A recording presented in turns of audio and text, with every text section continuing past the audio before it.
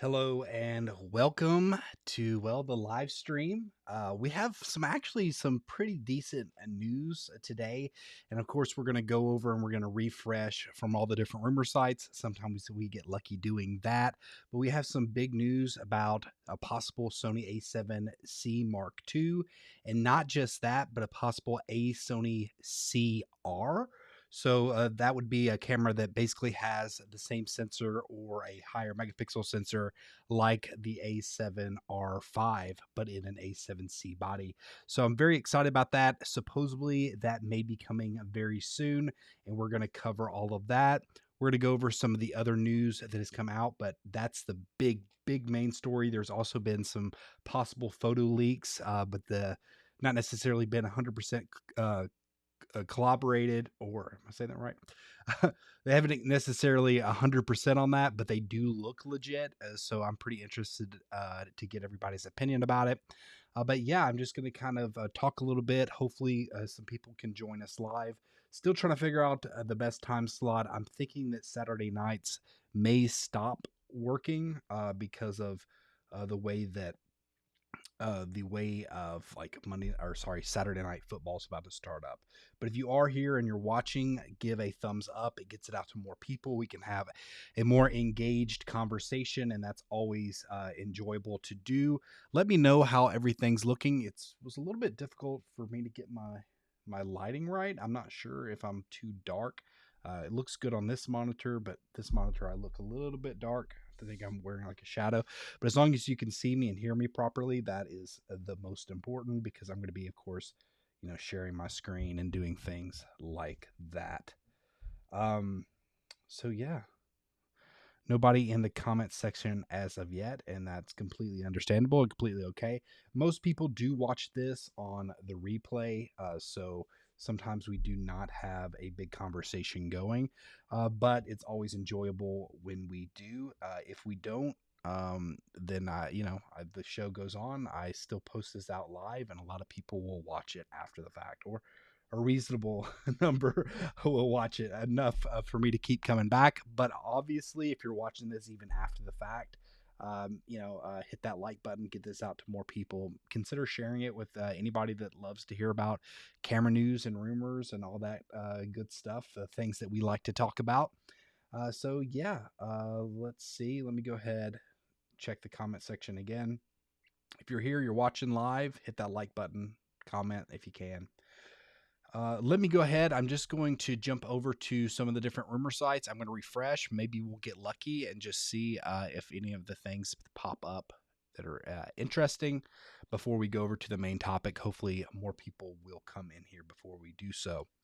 All right. So this is Canon rumors. I did scroll a little bit earlier, but we'll see. Sometimes, like I said, we get lucky if something pops up. What do people want to see in the Canon R1? This is interesting. I did not see this video from Petapixel, but I'd be interested to hear what they talked about it. I wanted to. I should have saw this. Actually, I'm surprised that it didn't show up, or if it did show up. Sometimes I put stuff on the watch later, because some things I actually like to watch rather than just listen to. And so this probably was one of the times that I was hoping just to watch it. But here's their desires for it. Chris and I don't know why I'm blanking on names here. They want a 50 to 60 megapixel stack sensor with tons of speed. I think that's a given. We think it'll either be 45 or 60 megapixels with multiple resolutions, raw stills shooting, which was recently rumored from the EOS R5 Mark II. A body similar ergonomics as the EOS R3. We haven't heard too many complaints about the EOS R3 ergonomics, but this tends to be a very professional thing for shooters. Dual CF Express Type B cards, they better for sure. It's time to have 2 of the same card slots. We'd be shocked if the R1 didn't have 2 Type B CF Express cards. While prototype Type C cards exist, very few would be happy to see their Type B cards become deprecated already. Let's see here. No more mechanical shutter. This would be a big departure for Canon, and there would technically There are technical challenges to solve. We're not sure how the professionals that would use the camera feel about this idea. Nikon has done it with the Z8 and Z9. Yeah, I don't think that it's a big deal at this point. It just depends on how fast they get that readout. More computational software tricks such as slow shutter speed emulation to remove the need for ND filters. Huh, that's interesting. I just don't know how much computational software and trickery, tricks they're going to be doing in the R1, just because it is such a professional tool. I almost feel like I don't know. It's just hard for me to see how much computational stuff they're willing to do and play around with in such a professional tool. Because even like now, you have, of course, your iPhones and things like that that are doing computational photography. I'm not saying it would be like that exactly, um, but uh, you get glitches with that. And if you're in a situation where maybe you first off you can afford an R1, you probably have ridiculous glass on there. You paid a lot of money, and somebody's paying you a lot of money to make sure you get the shot. And if you're getting messed up with some weird software stuff, I think there's absolutely a market and a need for camera companies to go more into computational photography. I just don't know if they'll be willing to do it in like what needs to be a workhorse, um, you know, a highly reliable camera. I don't know. Slow shutter speed emulation and remove the need for ND filters. Perhaps things like enhanced low light performance and astrophotography capabilities for easy and seamless stacking of image. So, yeah, if this could literally happen instantaneously and this was like a dual gain sensor, kind of like what's in the C70 and other cinema cameras, that could be super cool. They could literally do that in a stills camera where you're almost getting a dual gain raw. That would be pretty incredible. And to me, even if it was the same speed as the R3, if it had high megapixels and they were able to get that insane dynamic range by essentially, underexposing one shot and overexposing for basically for the shadows and to the low light, if you're able to basically take two images that are literally being taken off the same readout at basically the same time, that would be incredible if you're able to do that. And I think that could be an implemented version of computational photography. Um, any features like this would be great, but they have to be implemented a lot better than the 400 megapixel trickery now available in EOS R5. Lots of 8K video recording features, perhaps adding 14-bit video and adding C-Log2, please, for compressed 10-bit video. This should already be in the R5C. Yeah, I don't think they say that it wouldn't give you much more dynamic range just because of the sensor, but I've heard that C-Log2 is easier to work with. So I think overall it just needs to be added. And, the C-Log2 profile is kind of what they're using when you shoot RAW with the R5C, and you get more dynamic range out of that when you're shooting RAW, but that is RAW, so there is more information. But I think it would be great to do that in the 10-bit. Okay, as mentioned by Chris, all of this will depend on Canon's new stack sensor capabilities. We don't think Canon would release an EOS R1 without these sorts of abilities.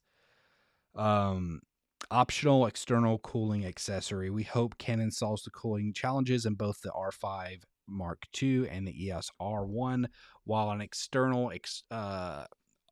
official external cooling accessory would be a nice thing if necessary. We think it would be much preferred not to need such an add-on. Like to see a larger OLED rear panel and advancements in the top panel, rumored larger and brighter EVF. It's kind of there was actually a rumor recently or a patent filing talking about a rotation of an EVF. That will be interested to see if they do something about that. We're sure everyone is going to have lots of opinions, and they'd like to see, while the EOS R1 won't sell anywhere near the numbers we'd see from the EOS R5 Mark II, it really does have to be the flagship of flagships to put Canon's capabilities on everyone's mind. So this is what Chris. Why can't I think of Chris and whatever? This is Petapixel talking here, now they're Petapixel. They used to be. Wow, I'm totally blanking on names. I cannot believe they just closed down. They've been apart. My brain is just not working properly. I very much apologize. Um, Golly, they were supposed to close down. Amazon owned them, anyways.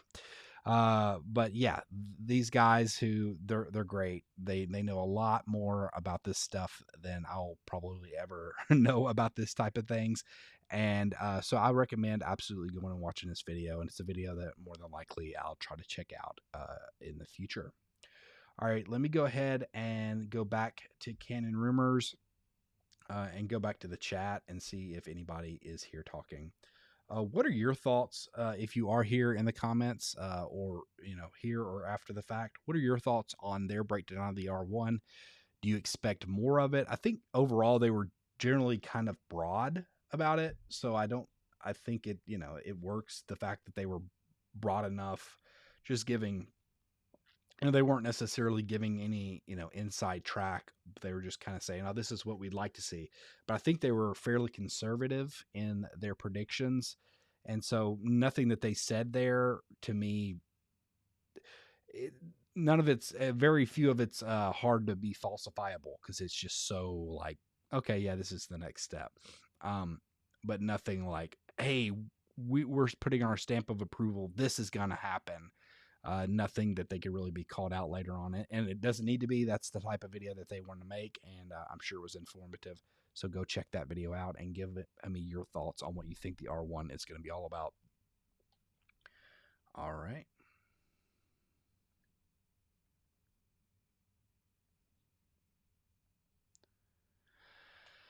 All right, so let's see what else Canon Rumors has to do. Multiple raw image. So this came out, I think. Yeah, this came out a little bit later. We talked about this last week. The CR1, CR2, CR3. I don't think we need to go over that, but if you are somebody who hasn't heard about this, you could go read it. Essentially, CR1 is something that's a fairly unsubstantiated rumor. CR2 is usually something where they have a source that they believe in, but it hasn't been, validated, multiple times. And CR3 is like they've heard from multiple reliable sources. They essentially believe it's going to happen. Let's get quickly over it. This rumor has plausibility, but generally comes from an unknown source. Okay, so I'm not going to say there. This rumor has come from a known source with track record of giving correct information most of the time, but not always. The information in these rumors do not have a broad consensus from known sources. This rating is our highest given and has broad consensus from all of our known sources. It's very rare that CR3 rumors doesn't have come to fruition in some form or another. So there you go. But I mean, I think it's worth touching base on because some people have not been hearing about the rumors. So when I say a CR1, a CR2, that's something good to know. Or if you hear other people saying that. Right here, multiple raw image resolutions coming to the Canon EOS R5 Mark II. Yeah, so I don't think this is something. There's no real big information. It's kind of what Z9's doing and things like that. They kind of are offering that. I think it's a good idea. As long as I think they have to be using some form of pixel binning when they do that. I could be wrong, but I think they have to be doing something of that nature. And as long as they're doing it in an appropriate way, then I don't see any problem with it. And it allows people to have that. Higher megapixels that are like in cameras like the R5, or if the R5 Mark II really has something like a 60 megapixel sensor like has been rumored, then it allows you to save some memory space because you don't necessarily always need to shoot at that high of a resolution. So more options is generally speaking a good thing. Let me go over before I go over to Sony Alpha rumors. Let me check the comment section. Still me and my lonesome in the comments. A lot of times people just like to listen, and that's okay. That's kind of how I usually prefer to watch live streams. Okay, this is interesting here. DJI. I'll make sure because I think I might be on. Yeah, I'm on page 2, but I'll go ahead and cover this. DJI and Panasonic announced a partnership around LiDAR autofocusing system. So it's really cool. The LiDAR, did I say LiDAR? LiDAR. What DJI has been able to offer using LiDAR, essentially being able to make Um, Lenses that are manual focusing lens with being able to tighten, have like a pulley system using LiDAR, it makes it auto focusing. So it's pretty crazy what they're able to do and what I've seen that they're able to do. And I don't know how snappy it is for everything because a lot of manual, focusing lenses, well, they're not made to autofocus. So, I don't know what the exact pull is and if it works perfect all the time, but just the capability is pretty great, especially for a lot of people who are YouTubers. A lot of us need autofocus. People who are one man shows. We don't necessarily always have the best ability to straight up, pull manual focus. I essentially use a combination that I learned from Philip Bloom with my A7S3, who it's just a way of quickly switching between manual and autofocus, but yet still having autofocus enabled where you can autofocus on something and then switch it to manual focus and it'll hold focus where you want it to be. So, if you're doing any kind of shots with like video, if you're doing any kind of shots where you want to keep the foreground blurred and you focus, maybe it's a fairly complex background, you might be behind some trees and you want to show, example in my case, a lot of times I'll be at a temple or something like that.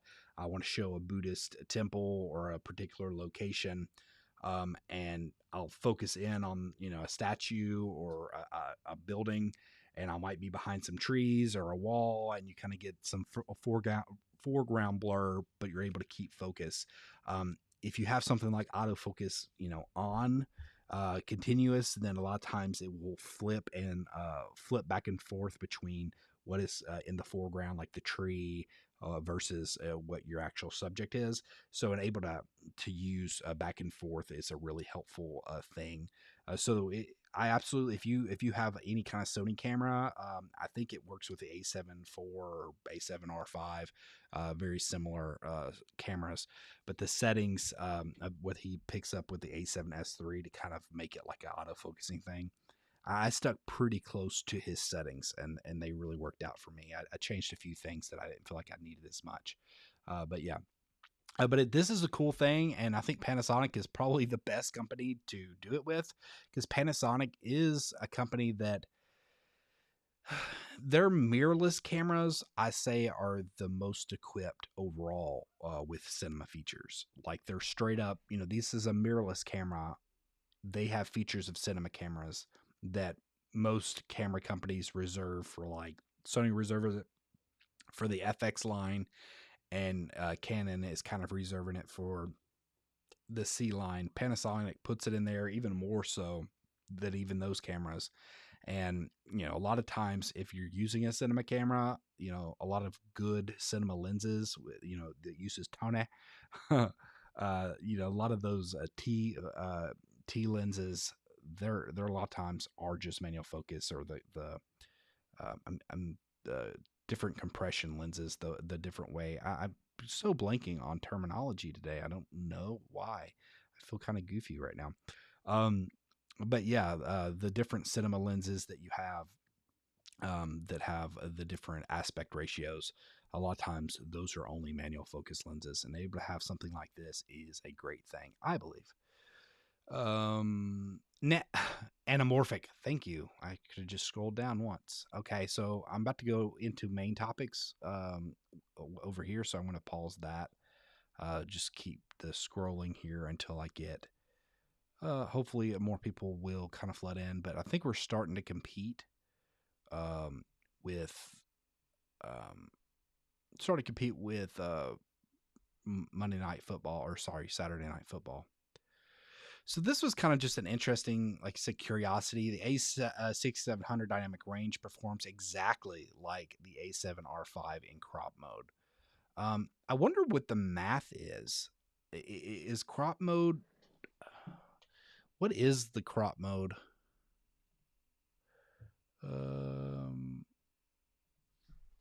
Sony A7R5 crop mode megapixels. So it's 26.2 megapixels, has high resolution. So, hmm, is is that the same? I think that might be the exactly the same that's in a 6700 sensor. 26. I'm pretty sure that's 26.2. So literally, I don't know that this is the case, but based upon these results, is it possible that they are literally just cutting off the A7R5 sensor? So this is like the same sensor, but they're just cropping into it and using their precision to cut it off. I don't know the technical engineering feats behind that, but it seems absolutely possible that they just have, these sensors, and it actually could be partially sensors because this sensor's the same sensor that was in the Sony A7R4. So this is smart if they're doing this. Same sensor that's been in the A7R4 that came out years ago, and it's now in the A7R5. So a lot of times when you have sensors or anything, like computers, they'll have what's called a certain amount of yield in like the transistors. So some of the transistors will just have. There's usually a level of um, there's a level of it's built in the idea that okay, we're gonna disable some of these transistors to get the proper yield. So even if technically it has maybe like a say for just like a 60 core of something, they're gonna advertise it and their operating system, everything it's gonna run at say 54 cores because they're basically building in the idea that six of the cores up to six of the cores may mess up and they might not get the proper yield. So they're building it in. If not, then you're going to get a discrepancy in the performance of your computer.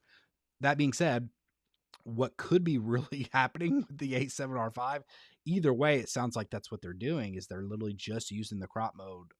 It's the same sensor, but it's just a cropped version of that sensor. But they could be taking the sensors that maybe have some messing up pixels on the full frame that are outside of the APS-C crop ratio. And I think you could pretty much do that anywhere along the sensor. Now you would have to figure out the dynamic. It depends on, I guess, the way the autofocusing works.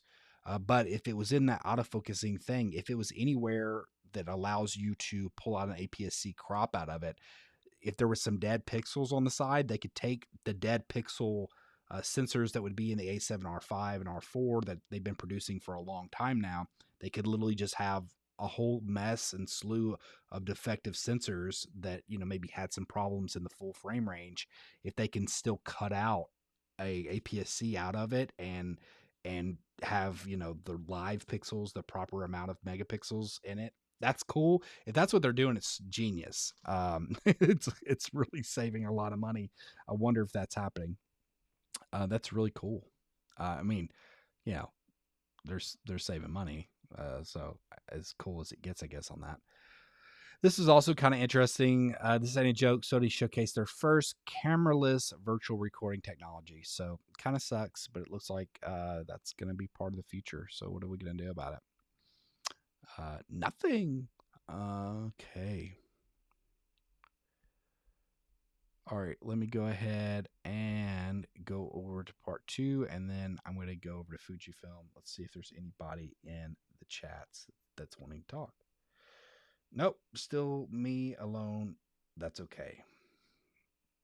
If you're watching Out the Fact, hit that like button. If you have not subscribed yet, I very much appreciate the subscribe. It's something that helps this channel keep going, and I'm trying to find a way that this becomes like a financially sustainable thing. I'm making money other ways, but I would much rather be making money doing YouTube primarily, and so I'm just trying to figure out how to do that. And I'm not asking anybody for money or anything like that. I'm just maybe asking if you subscribe, it's completely free. It helps build the channel, so it gets to be on the radar of people who are able to offer sponsorships and things of that nature that will make this a more viable business for me eventually. Yeah. So if this is Fuji, I don't expect to see much. Fujifilm talk user interface and AI camera future. My thumbnail is mostly generated by AI, so I wonder if anybody saw that. This particular thumbnail, I thought about using Midjourney, so I used it for fun. It looks a little weird, but it's crazy what it can do. All right, nothing big there. See what Nikon has to offer see if we get it into our main topics. For Nikon ZF 4 frame retro mirrorless camera specifications. So it's out and about wild. It's happening, it looks like. Right here is an updated list of the rumored retro mirrorless specifications. The new specs on top in bold. So let's see what they got. Where's it at? Okay, IBIS. Okay, max shutter speed, shutter selection. Nothing spectacular. It is cool. Backside illuminated or illuminated sensor. More than likely, that's a Sony sensor. 30 frames per second is pretty impressive. 4K 60, that's all pretty good. And if they have that updated autofocus, which maybe that's somewhere down here, if they do have the updated autofocus, then that is a cool thing and a good thing. I am hearing my son really cry right now, so I may need to speed this thing along and just jump to the main topics. Because if not, I may not get to the main topics before he needs to come and have a good nap. So let me go ahead and jump over to the main topics here. So we have quite a few big rumors coming from Sony Alpha rumors. Now, these are never 100% substantiated, but hopefully these are true, or at least partially true. And these, to me, these are pretty exciting rumors. It's about the Sony A7C Mark II and possibly an A7CR, and the lens that I've been waiting for and hoping for, and probably going to be the next lens I buy, just depending on finances. So yeah, this is some pretty big news. Let me jump over to Sony Alpha rumors and let's get into it. So starting off here, this is about the leaked images. So we can look at some of the leaked images. He's saying that he's not sure about this. This was leaked from Alex NG. But he feels like this is a fairly legitimate thing, and I believe it probably is. Personally, it looks real. It would be a good Photoshop job if it wasn't, but I mean, it's always possible. But either way, I suspect something of this nature to be what it's offering. But this isn't the big news that I want to go over. This is the bigger news that I want to go over. So they're saying that August 29th. So if this is the camera for you, get your pre-order finger ready. I tell people that if you want a camera and you know that this is going to be a camera that you, or more than likely a camera that you want, go ahead and pre-order right away. Especially with the way supply and demand has been working with pretty much all the camera companies at this point. Go ahead, pre-order it like right away, then go over the reviews. Because if it turns out to be something that you don't want, most of the time, and maybe check policies before you 100% do this, but most of the time you can get your pre-order money right back, or you could put your pre-order money towards something else that you would want. So if it is something that you think you can get and you really think you want it, then go ahead and pre-order it as fast as you can, because they'll probably sell out. So he believes that August 29th will be new major product announcements. This is what you can expect to get. Now, this is cool because he's saying multiple cameras are coming. A 95% chance that the A7C Mark II, likely the same / similar specs to the A7 IV specs. So that it looks like this is coming, or at least they 100%, or not 100%, but 95% believe that this is coming. The other thing, which is maybe more interesting because this has never existed before, is a A7CR, maybe the A7R5 sensor. So I would expect that to be the case. I would assume that these will be similar cameras to their, A7 Alpha Brothers or whatever. I could see this having a little bit more in the AI features, and of course you'll have the one card slot, the different body, the cheaper EVF, the cheaper everything. Still cool though. And then this is what I'm most interested in because I don't really need a new camera at this point, but I've been waiting for this lens to come out. But this is only an 85% chance, but that's still pretty high. Is a new 65 to 35 GM 2, so that'll be a 2.8. I'm pretty much positive of that. It'd be more compact and optically improved, and that's one of the reasons why I haven't, pulled the trigger on the 16 to 35 GM on the Sony, because it just seems like overall it was a little softer, it's a little older, and it's kind of a chunky boy. So I'd be interested to see what they do with the GM Mark II.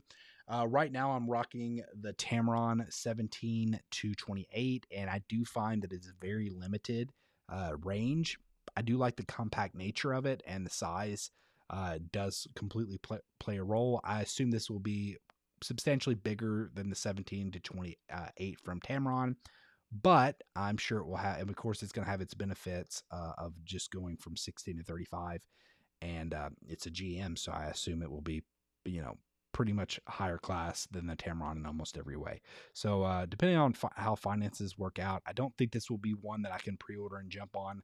I'll kind of have to play it by ear, because it's not something I would need right away, but maybe in about 5 or 6 months I would need it. So I'd hope that it could be in stock by then. Definitely would be interested though. But drop in the comment section below and let me know, what are your thoughts on these cameras. Are you excited for an A7C Mark II or an A7CR? Cameras that are more likely are going to be cheaper in this more retro cool body that I personally think the body is significantly cooler. I don't like the lack of quality on the EVF, but it goes with the territory of what you're getting out of it. I think it's a good little travel camera, especially if you're not necessarily shooting so professional that you're worried about a card slot mess up. But I'm very interested to see how this turns out. I expect it to be go over really well. I will be interested to see what this A7 CR is like, because I suspect it to be very similar specs to the A7 IV, but the A7 R5 is a much newer camera. So are they already willing to put a cheaper price tag and just change the body up and drop the card slot and put that thing in a C body? It'll be cool to see if they do that. I think a lot of people would be interested in that camera. It probably wouldn't be for me, but a lot of people would be interested in that camera. But drop in the comment section below and let me know, are you one of the people that are interested in either one of these cameras, or are you as excited for the 16 to 35 G Master Mark II? Are you like me in that regard? Let me know all that in the comment section below. If you like this video, be sure to give it a thumbs up. Maybe consider subscribing. Okay, let me go over here back to the comments, see if anybody is commenting live. I break it up that way because which I need to be doing this more often, but I need to be clipping these things out and posting them throughout the week. That would be definitely a way of growing this channel that I have not done, and something that I need to do. Now, this gets posted out as a 30-something minute clip, but not everybody has time to go over a 30-minute clip. And just by the nature of doing this, I tend to ramble a lot because I'm just, I want to be natural and talk with everybody. But it's not necessarily like the tightest of shows. So clipping these things out would be a good idea. I've done it before. I need to do it more. And that's why I kind of, especially on main topics, I kind of break it up in that particular way. But I'm not getting anybody chatting here today, and that is completely cool. I am going to go ahead and call it a night. I know a lot of people are probably watching Saturday Night Football, still trying to figure out what's the best time slot for this live stream. Just moving things around, just sometimes this time has worked really well in the past, and around this time of year, it drops off for people to be able to watch live. But hey, I appreciate everybody who has stuck around and watched me live. I appreciate everybody who is watching this on the replay. Let me know your thoughts on all the different stuff that came out here. I do my best to answer the comments when they come in. But either way, I always appreciate reading people's comments and learning from the community, because you guys teach me so much. I know I'm a much better videographer than I would possibly be if I never would have started this channel. And so I definitely am eternally grateful for that, for sure. If you've liked this video, or if you like this live stream, hit that thumbs up, consider subscribing, and until next time, peace.